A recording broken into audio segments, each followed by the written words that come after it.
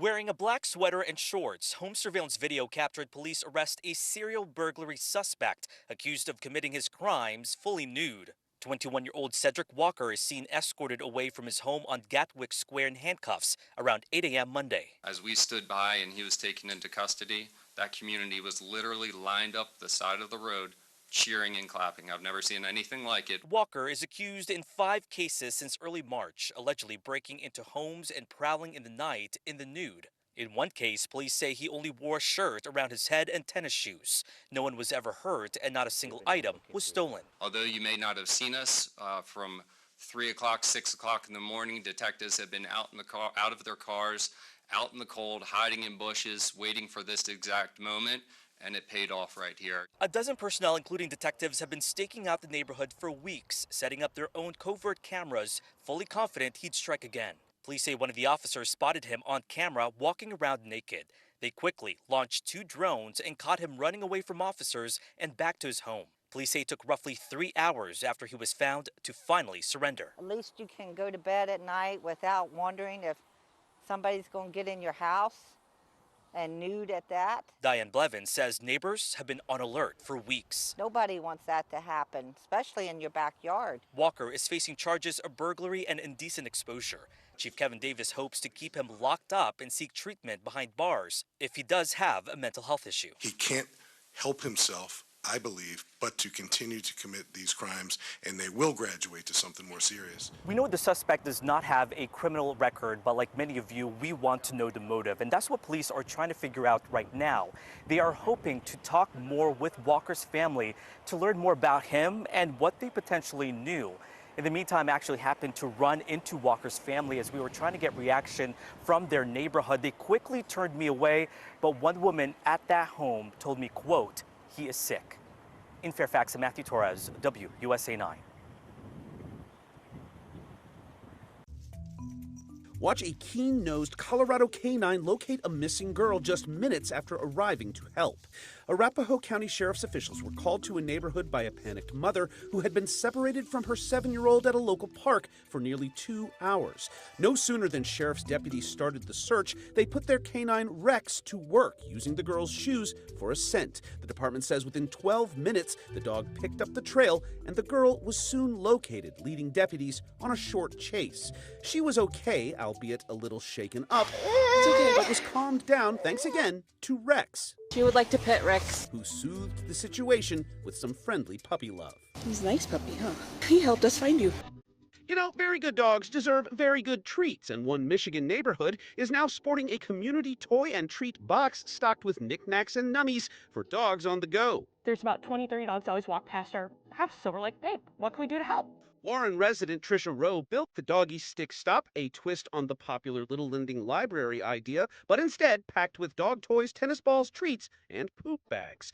Locals are loving the idea so much, the Stick Stop now has goodies donated from local businesses. People helping people, and poochies. Well, hot dog. Finally, treats are no more for this gorilla in Germany, but not because she's a bad girl, it's because she's a golden girl. Fatou, the world's oldest gorilla in human care, just celebrated her 69th birthday at the Berlin Zoo. She now gets her own private quarters away from the rest of the pack, but also, due to sugar restrictions, has had to give up fruit from her diet. And she doesn't exactly look thrilled about it. Oh good, more vegetables.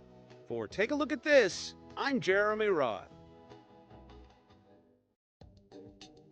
So, a beaver walks into a grocery store, right? No, it's not a joke. It's a thing that happened in the Canadian town of Hannah. As in Nickelback's hometown of Hannah, you ask? The very same. Just look at this photograph.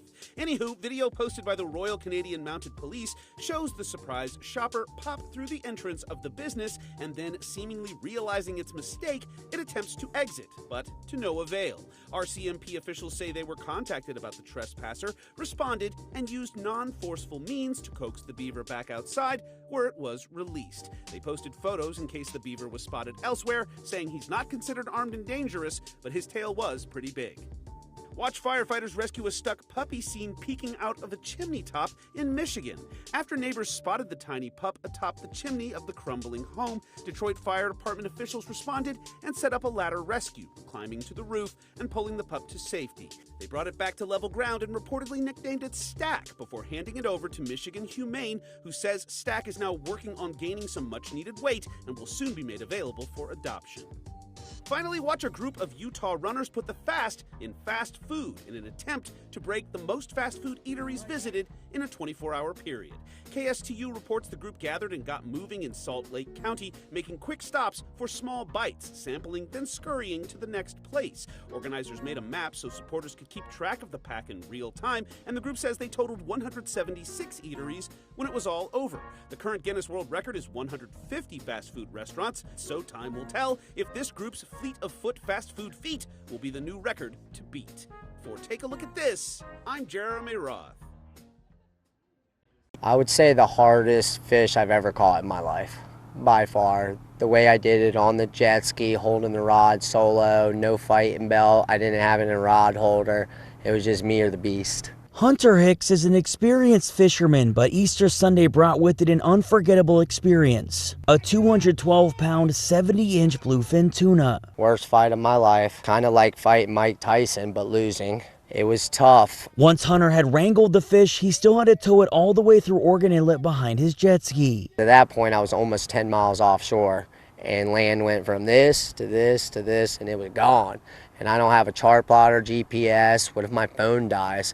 You know, I know how to make it in. I'm a waterman, but still, in my mind, I was starting to get a little scared. But I knew if I would have let go of that fish, nobody would have believed me. But he did. And the moment he stepped onto the sand, it was a moment of relief, truthfully. Next thing you know it, there's 30 people on the beach wanting to take pictures of my fish. Hunter is still feeling the impact that the fight had on his body. For 2 days straight, my arm was stuck like this. It was like I had lockjaw or something. I could not open it.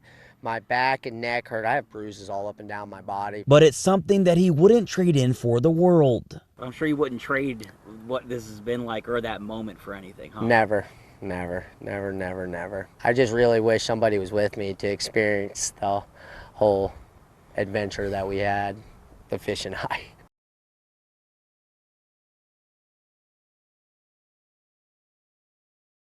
Park Zoo staff addressing the elephant in the room. Alice, our Asian elephant, was able to break a section of welded steel. But it wasn't a room. It was out on the zoo's public walkways. And went out into a guest area of the biopark, explored. She had some plants, she had some trees. Staff were alerted at 7:20 a.m. on Sunday that Alice had left her habitat, immediately triggering their emergency protocols. We were able to secure the perimeter, have our zookeepers come and start recalling her back. Good girl, Alice, come to me. Alice returning to her habitat using the same recall method like she is here. Good girl, Alice, come to me, move out. Proving the saying, elephants never forget. Good girl, Alice, all right. The water pond section of the elephant's habitat is currently off limits as the staff reinforce the steel. We've added some more pillars and steel to make sure that this does not ever happen again. They say they continue to look for weak spots in other habitats, using Growth Receipts tax money to modernize them. I think the biopark's a very safe place to be, and I think this incident shows that all of our measures and tools worked. Staff was safe, the public was safe, and Alice the elephant was safe. The people have spoken. This wild image of an Iberian lynx playing with its food snagged the Wildlife Photographer of the Year Naveen People's Choice Award. Named Flying Rodent, the caught-on-camera moment in Spain gives us a glimpse of the young cat tossing around its prey before making it into a meal, a common practice for these animals. The National History Museum of London says the prize-winning pick beat out 60,000 entries for the top spot in an online vote. The cat is not the only show-stopping pick. 4 photos also noted as highly commended. Family Rest, showing a mama polar bear and her 3 cubs stopping for a snooze in the summer heat of Canada. Dancing in the Headlights, a silly but not necessarily safe scene of young bear cubs wrestling in the middle of the road in Jasper National Park. Beauty Against the Beast, highlighting the juxtaposition between nature and industry in Namibia. And Never-Ending Struggle, a gruesome scene showing a deer's antler stuck to the remains of a rival that died during battle. These award-winning images are on display at the Natural History Museum of London through mid-July.